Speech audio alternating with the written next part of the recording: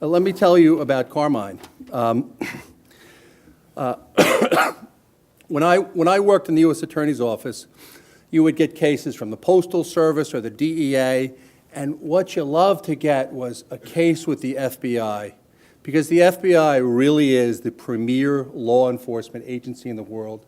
They have the highest standards of professionalism. When the FBI gets involved in work, they do it first class. And that's why it's a real pleasure to have a very experienced and talented FBI agent before us today to explain the cutting edge of trade secret law enforcement.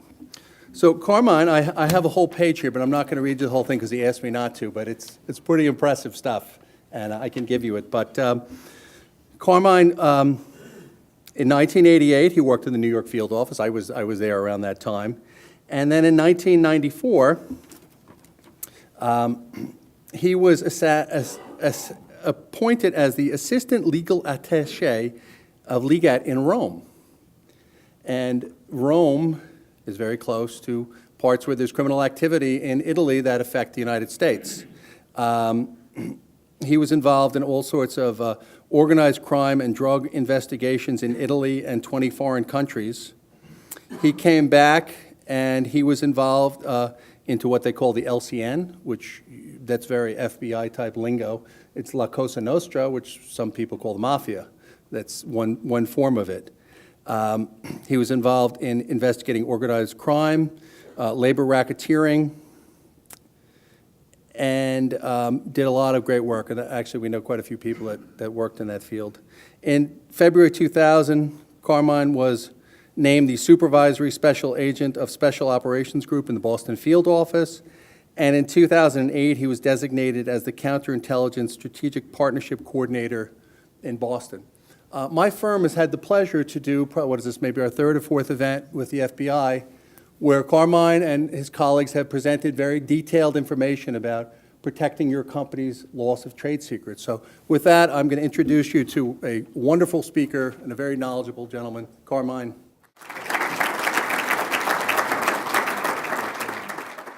So as Brian mentioned earlier, the FBI has been partnering I've been a coordinator now for about 7 years. It'll be 7 years in February.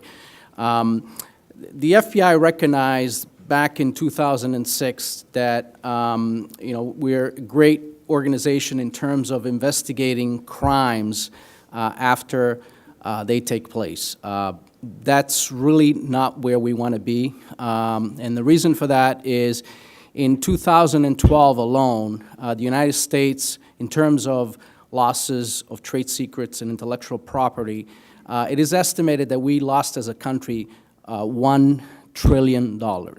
And that's probably a low estimate because essentially there are probably some companies out there that are taking the losses and are really never reporting it. So, I'm part of what's called the Counterintelligence Strategic Partnership Program, long title, but essentially this program was started by the FBI in 2006. We have 56 field offices nationally.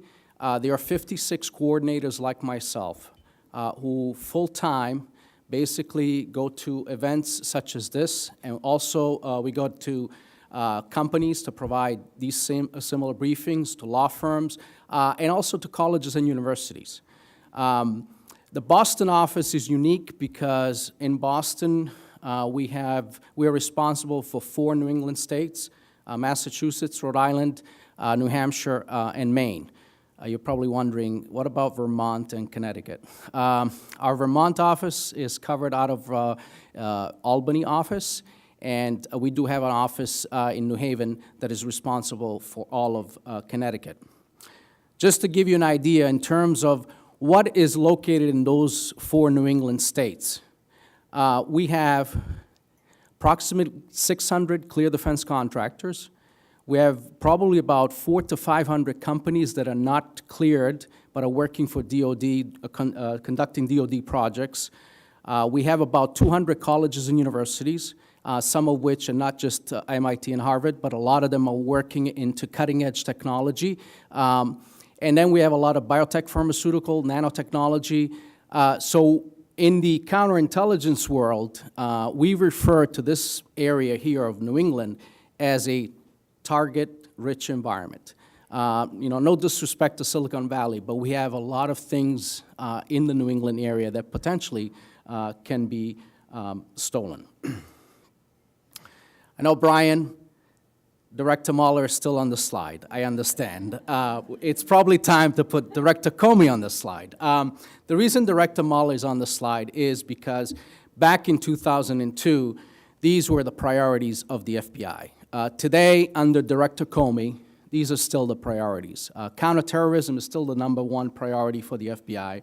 Counterintelligence is the #2 priority, and cyber is the #3 priority. However, both former Director Mueller and current Director Comey have said that within the next 3 to 5 years, the #1 priority for the FBI will probably be cyber. And as Brian has mentioned, it's every day there's a new company, whether it's Sony or other companies that are being hacked and are losing a lot of intellectual property. So the program that I'm a coordinator falls under counterintelligence. The FBI looks at counterintelligence in two ways. The traditional counterintelligence, which is the traditional espionage, is basically foreign adversaries stealing actual secrets. The economic espionage, which is not secrets, but it's essentially trade secrets or intellectual property, that also falls under counterintelligence as well. This is sort of a list of some of the things that, what we call the issued threat list. And again, as I mentioned, espionage is the traditional national defense information, information that not only the FBI, but U.S. intelligence agency as a whole have. As you may recall, Snowden, that would be, the Snowden event would fall under the traditional espionage because obviously he stole a lot of classified information. Economic espionage falls under under counterintelligence.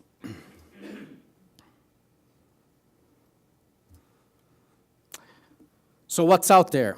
Brian, we're still working on trying to get the shark to the middle of the page. So that's something that... Okay. So, in terms of the foreign threat, so there obviously foreign entities, foreign governments continue to try to steal what we consider the crown jewels of companies. However, we have noticed that in the last 5 or 6 years, they're more and more targeting what we call dual-use technology and proprietary information. In terms of dual use, there was a case here in Massachusetts probably about 10 years ago, a company that makes what we call trigger spark gaps. A trigger spark gap is utilized in machines for kidney stones. So a place such as Mass General probably uses 2 of these trigger spark gap per year. The company Massachusetts received a request for 100 trigger spark gaps that were to be shipped to South Africa. Now the company could have shipped the 100 trigger spark gaps to South Africa. It's not an item, especially for South Africa, even though it's a dual-use type of item, can be exported to South Africa. In this particular instance, the company thought it was odd that 100 of these were going to South Africa. I mean, how many hospitals do they have in South Africa? So they contacted the Department of Commerce. The Department of Commerce started an investigation, and they realized that they actually sent these trigger spark gaps to South Africa in order to see where these were going. And they realized that the person in South Africa essentially was going to send these to Pakistan. Now, we know Pakistan has a nuclear program. A trigger spark gap can also be used to detonate a nuclear device. So again, what we see more and more, especially in terms of countries like Iran, in our general area, in terms of the New England area, we see more and more where Iranians are trying to target companies in Massachusetts and in New England in order to acquire these dual-use technology type of items, especially because Iran obviously is involved in their nuclear program. The question I get asked is, so what countries, how many countries are targeting the United States? And I usually say it's just easier to make a list of the countries that are not, because pretty much everybody is targeting the United States. And you may ask yourself, why is that? As a country, we spend billions and billions of dollars in research and development. And we spend a lot of time in research and development compared to the rest of the world. So a lot of countries have recognized that if they can steal that research and development, they will have not spent any money and also have not wasted any time. And it's not just Iran, China, Russia, the countries that you hear about in the news all the time. It is also our friendly countries. There are countries out there such as France, South Korea, Taiwan, that essentially also targeting technology here in the United States.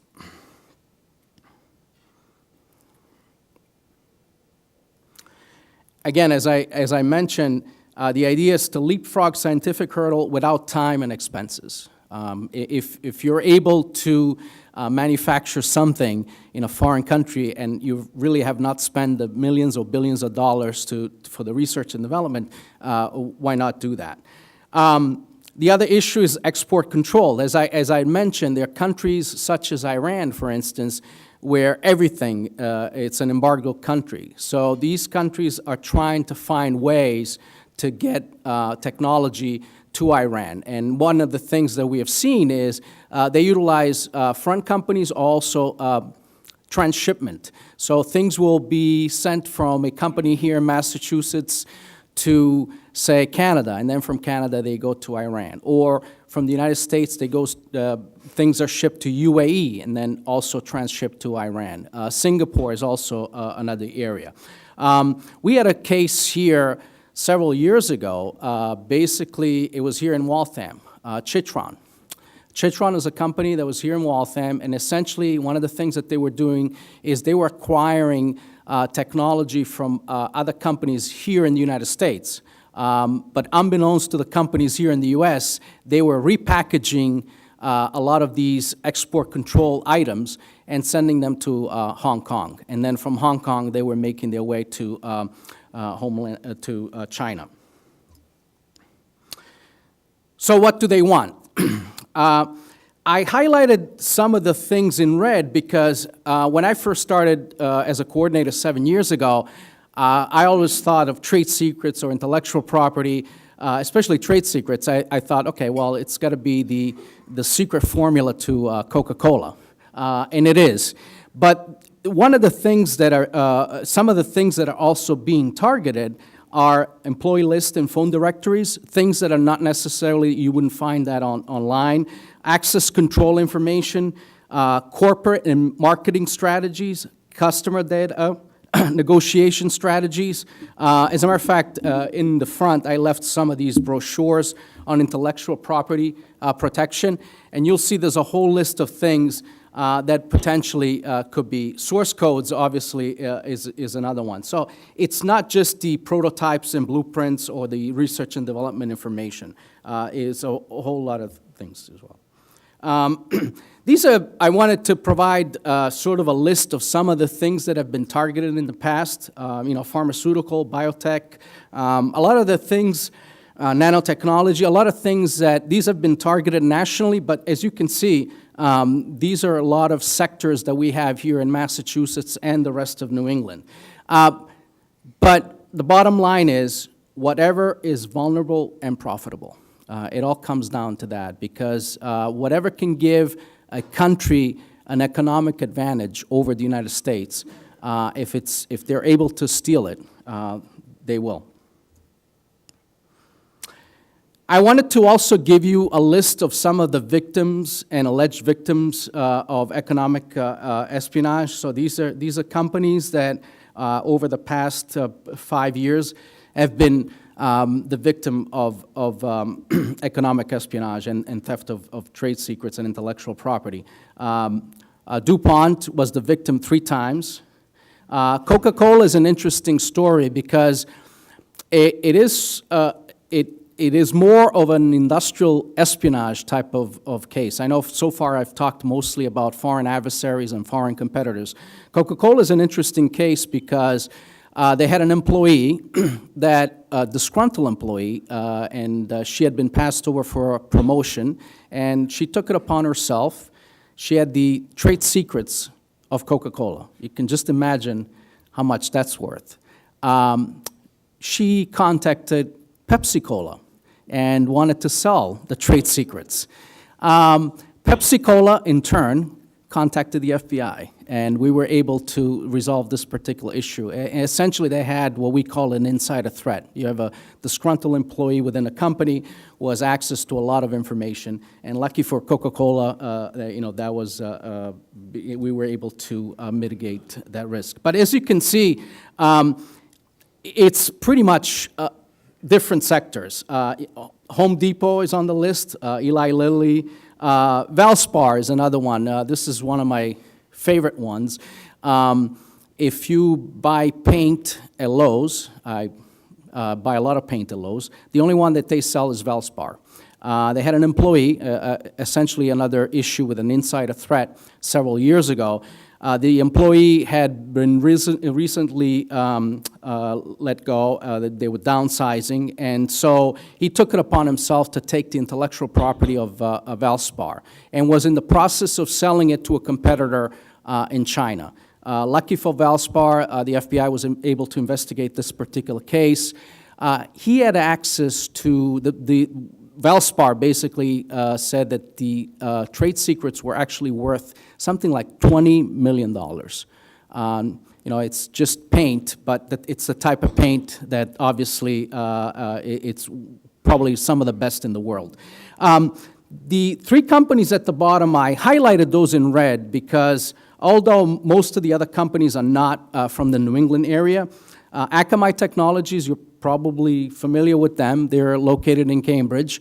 They had an insider threat issue several years ago. This was a local case that the FBI investigated with the here in Massachusetts. It's the first economic espionage case in the state of Massachusetts that was prosecuted by the District of Massachusetts. Essentially, they had an individual who was willing to sell a lot of the trade secrets, but essentially it was customer information that they had, and he wanted to sell it to the Israeli consulate. So we were able to, in this particular instance, introduce an undercover agent of the FBI who pretended to be an Israeli intelligence officer. And so this is a local case that, as I said, was investigated about 3 or 4 years ago. Intel Corporation, that's another local company. Essentially, they had another issue with an insider threat issue where the individual took a lot of the source code and brought those to another company. And then, most recently, American Superconductor. This is a company here in Devens, Massachusetts. Essentially, an employee working in Austria was able to take the source code and sell those to Synoval, which obviously is a competitor of American Superconductor. It is estimated that American Superconductor probably lost about $300 or $400 million because of that. These are some of the common tactics. So this is sort of a list. One of the things that we've done is once a company has become the victim of theft of trade secret or intellectual property, we've gone back and tried to assess some of the techniques that were used. As you can see, we talked a lot about the corporate insider, the insider threat. A lot of times it's things that just basically a request for information, the cyber issue, exploitation of joint ventures, acquisition of technology. So these are some of the common tactics and techniques. One of the things I wanted to do is in the next slides we're going to see is provide some best practices for companies in terms of to protect, especially one of the things that we've seen too is trade shows. That's become another area that foreign adversaries and foreign competitors are exploiting. Not only trade shows here in the United States, but also trade shows overseas. Foreign visitors and foreign delegations, again, we've seen it. Companies will allow foreign visitors to come to visit their company. And one of the things that we see is a delegation will come in with about maybe 10 people, and by the end of the tour, there's 9, and now the company's trying to scramble to find the 10th person. Again, and exploitation of overseas travel, there'll be some slides in here in terms of some of the things that companies can do to mitigate the risk, because obviously overseas, there are some risks involved with that as well. So we'll start off with some of the best practices. The insider threat, a lot of the companies that have become victim of intellectual property and trade secrets, it was an insider. The majority of the ones that we've seen, it was an individual who he or she was either disgruntled, had been passed over for promotion, individuals who had access to a lot of intellectual property and trade secrets. So one of the things that we recommend is for companies to routinely monitor computer networks for suspicious activity. Usually what happens is it's within the last week or two before the employee leaves the company. That's where they're downloading a lot of information. That's where they're basically taking a lot of information. You saw on the list Motorola. Several years ago, Motorola had an employee that, unbeknownst to them, was traveling to China. The competitor of Motorola in China gave the employee a list of things that they needed. So it was during the last couple of weeks before she left the company that essentially she downloaded a lot of the intellectual property on 30 CDs. Lucky for Motorola is when she arrived at the airport, she was on a one-way ticket. After 9/11, I don't know if it's a good idea to have a one-way ticket anywhere, but a very alert CBP officer at the airport started asking her some questions. She had filed that she was taking $10,000 outside of the United States. She was going from Chicago to Beijing. CBP officer asked to verify, basically to see how much money she had, and essentially she had $30,000 instead of so she had lied. But they found these CDs. They started playing the CDs on a computer, and they realized there was a lot of Motorola type of intellectual property that she was taking to China. It is estimated that had those 30 CDs made it to China, the losses to Motorola would probably have been around $600 million. So again, that's one employee who had access to that information. The cyber issue, obviously, that's in the news every single day. What some companies are doing is essentially they're storing their IP, or their vital information, their crown jewels, to computers that are not connected to the internet at all. Because it's just become, as Brian mentioned, if the Pentagon and the White House can be hacked, just imagine, a company. So essentially, some companies are keeping their crown jewels and intellectual property on a standalone computer, something that is not connected at all to the internet.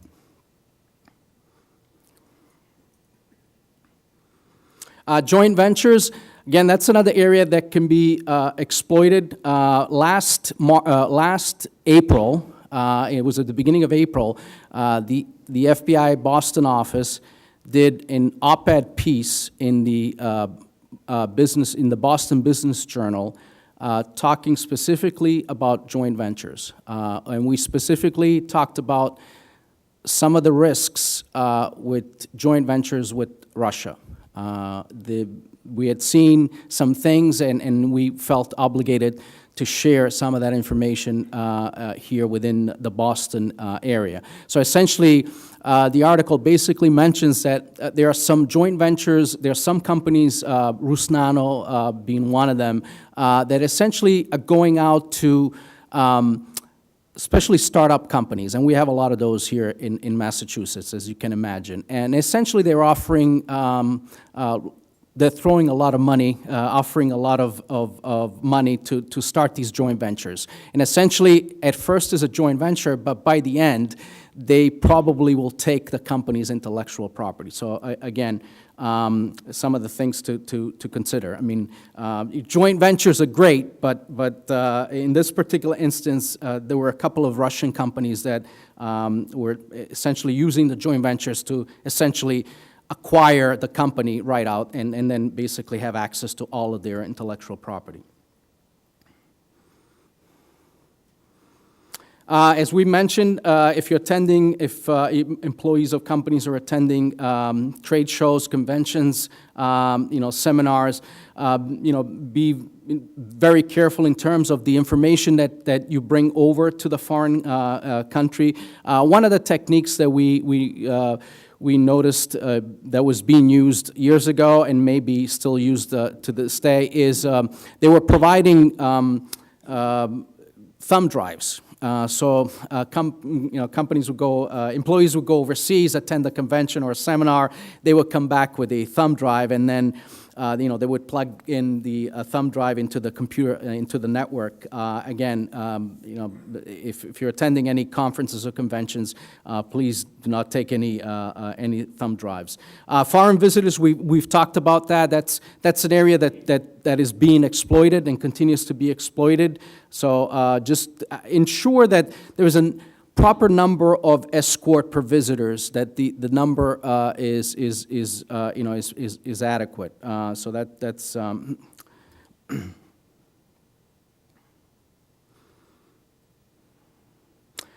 some foreign travel considerations.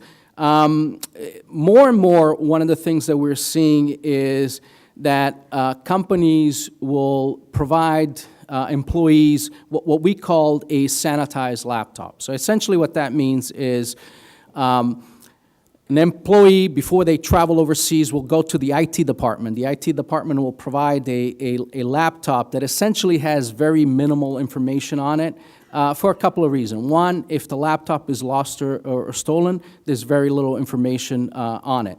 The other thing to consider is they may not be anything that the host country needs on the laptop, but they might be interested in putting some malware on the laptop. And the reason for that is because they hope that the employee comes back to the United States, and the first thing they do is they take the laptop and they plug it into the network. So again, by having some type of a policy within the company, it allows the IT department to take a look at the laptop before it is connected to the network. Some Fortune 500 companies are actually going one step further. They provide employees with laptops. Laptops are so cheap nowadays. When the laptop comes back, they just essentially remove the hard drive or toss the laptop. They don't even bother because there may be some malware out there that we're not even familiar with. So you may run all these virus scans and think that there's nothing on the laptop when there actually might be. So the other thing too that we've seen is what some companies do is they instead of taking, and I shouldn't just talk about laptops, I should say that the smartphones nowadays probably have more information than the laptop. So what some companies are doing is they're providing employees with one of these really cheap phones where essentially has just very limited information, enough information for the individual, for the employee to do their job while they're overseas. And if the phone is compromised, there really isn't any other information on it. They leave the company phone at home. So, and some are also going to the step of setting up a particular email account specifically for that foreign travel. That way, if the email gets compromised, it's just that email that it gets compromised. This was a general, I wanted to give a general overview. As I said, hopefully I brought enough for these intellectual property protection brochure. But a lot of the topics that we covered here that deal with internet social networking risks, with foreign travel, the insider threat, and I didn't bring enough brochures, but a great place to go to find a lot of this information is if you go under the FBI.gov website, under Counterintelligence, we have brochures, and you can be more than happy to download those in a PDF form, that deal with internet social networking risks. I didn't have enough time to talk about that, but that's another area that foreign adversaries are exploiting more and more because, again, you can be 5,000 or 6,000 miles away and learn a lot about the employees who work within a company. So you're learning a lot about the company, and also that's a way, potentially, to recruit somebody within the company through social media. So again, I do a lot of presentations at companies specifically on social media. It's a great tool, whether it's Facebook, LinkedIn. However, one of the things that we tell companies is, especially on LinkedIn, people are putting resumes out there. Just be very careful in terms of how much detail you provide about the type of projects you're working on, because potentially that's another area that can certainly be exploited. We do have a brochure also on the insider threat, and this is a great brochure too because it provides some behavioral indicators in terms of some of the things that companies can look for in terms of trying to mitigate this particular risk.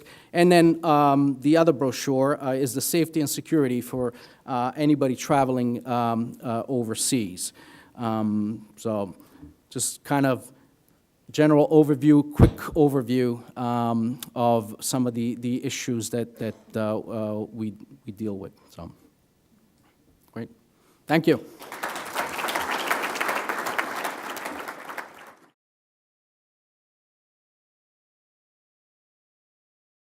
Yes, so that's correct. So we work with the U.S. Attorney's Office, and so basically there is that, and it depends in terms of what that threshold is. But that's a great question. But sometimes if we're unable to work those particular cases because of the thresholds, there are other means in terms of prosecuting some of these cases as well. Not maybe at the federal level, but maybe other ways to do it, certainly. But yeah, you're right. It's unfortunately there is a threshold in terms of the amount and the loss. One of the things that part of the program that I'm with, and I should have mentioned it during the presentation, is the reason this particular program was established in 2006 is because we want to be in the preventive side of things. As I said, and we're able to investigate those cases, but if we're in the position to provide companies with some tools to protect her, that's sort of where we would, we'd like to be.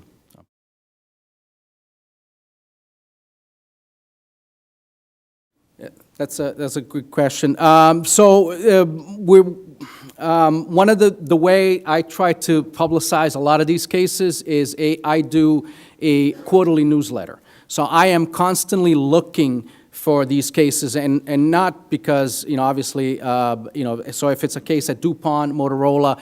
So I try to get the newsletter out to as many companies. I think right now I have probably about 600 people, maybe about 300 or 400 companies on the distribution list. And it's not meant to embarrass the company that's become the victim. It's more in terms of as a teaching tool, and hopefully there's some best practices that we can all learn. So I try to do that on my own. But you're right. I think we should try to publicize more and more of the economic espionage cases. The FBI, several years ago, we had a campaign where we were advertising through billboards in terms of economic espionage, and we provided a 1-800 number so that people could contact the FBI in terms of if they had an issue in terms of economic espionage and so forth. So, but you're right. We should publicize maybe a little bit more than we're doing.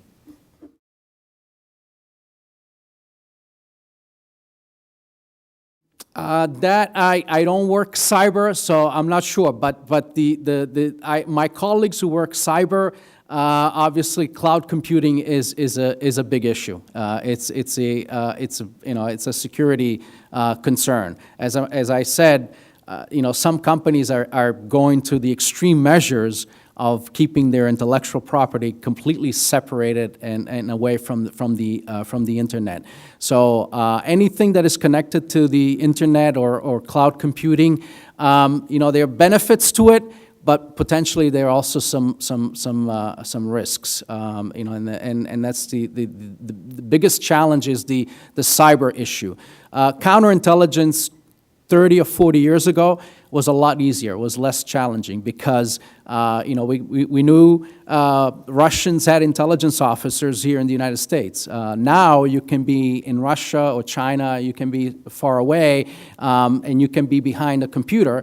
It's a known fact that the Chinese have actually, people are working 24/7 to hack into companies here in the United States. So it's become a lot more challenging. So the cloud computing, yes, it's great. It makes things a lot easier for employees within the company, but it also, there are some inherent risks with that as well.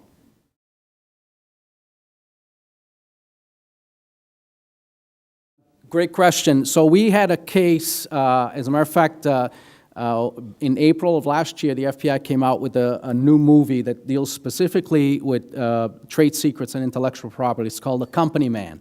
And that is essentially what the biggest fear for this particular company was, because they were the victim of intellectual property and trade secrets.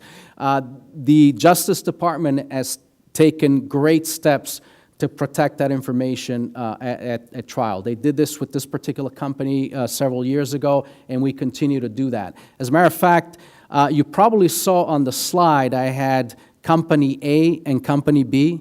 So when we can, and I say we have to work with the U.S. Attorney's Office in that particular district, but when we can, we try as best as we can not to divulge the name of the company. I know it's very difficult to do, but rest assured that in terms of the intellectual property and trade secrets, that information will not, we will not share that at trial. So far, I haven't seen any case where we've done that.